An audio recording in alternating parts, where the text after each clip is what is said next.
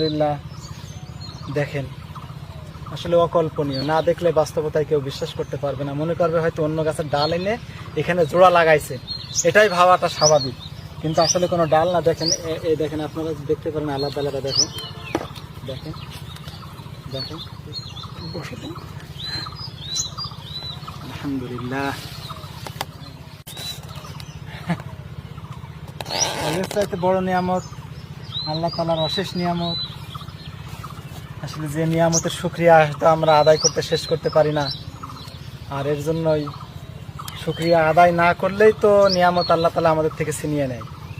তা আসলে শুকরিয়া আদায় করা উচিত প্রতিটা মুসলমানের। তো এবার আসলে তো দেখে মনে হচ্ছে শুধু লাভবানই না, যদি শুধু প্রাকৃতিক দুর্যোগের হাত থেকে একটু রক্ষা পাওয়া যায় তাহলে আমার মনে হয় অনেক লাভবান হওয়া সম্ভব, বেশি করা আরো সম্ভব। বেশি করা সম্ভব। আচ্ছা আচ্ছা, এখন আপনার এই সজিনা গাছের বয়স কতদিন হবে?